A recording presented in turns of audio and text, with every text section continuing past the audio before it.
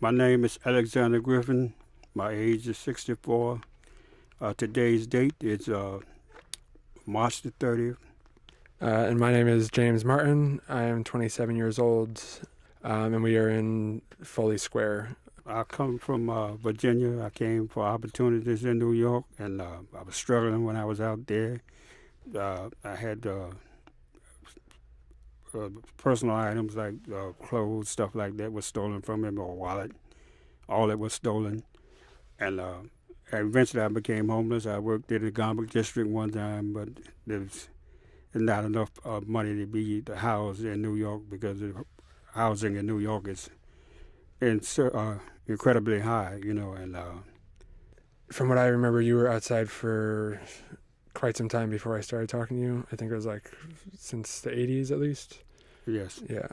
See, when I was young, that's why you can last a little bit longer in the street, because the older you get, the cement started hurting your back and all that, because I slept in cardboard boxes, abandoned buildings and all. And it's almost, you were so strong, your body could bounce back quickly, but the older you get, the more they run down you feel, health-wise and all that. I slept in the subway sometime because they had inside the subway, they had people come down to give you food, like the midnight run, stuff like that. But were there other things, like did you try the shelter system at all when you were I've when you were been out to there? the shelters, James, and they were very unlivable, like the one in Bellevue shelter.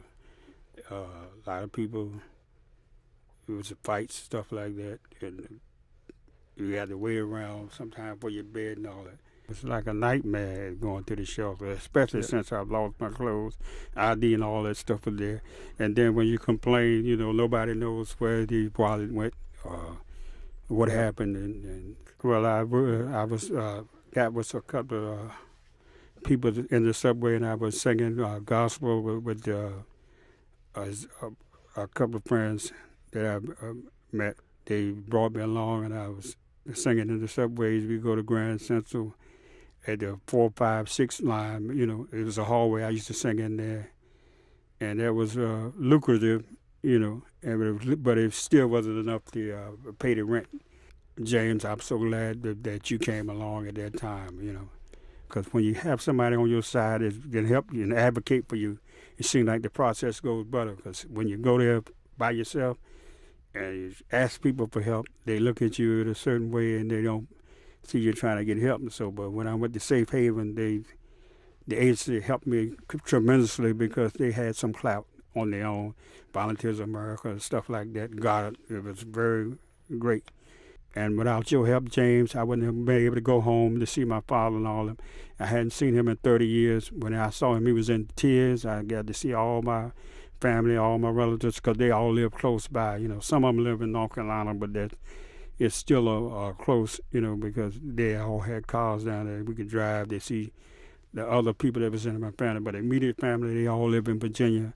I like to say that the place I'm in, the Kenmore, I liked everybody in there, the maintenance men, all that. They were very communicative, and I think they on a professional level. But the best friend that I ever had was this gentleman, you, James, right in front of me, because I always used to joke with you, said that you were like the Teddy Roosevelt, speak softly but carry a big stick, because you always get the job done. And I'm pleased to meet you. And Well, thank you for saying that. Yeah, it's been a real pleasure getting to work with you. Watching you go from not really wanting to do anything to then all of a sudden you were all about it, and you really did everything that you need to do to sort of get back on your feet, and to get into the Kenmore. And you're still the best dressed client I've ever had, so you have that. thank you very much. I haven't seen you dress a million times better than I do, and so.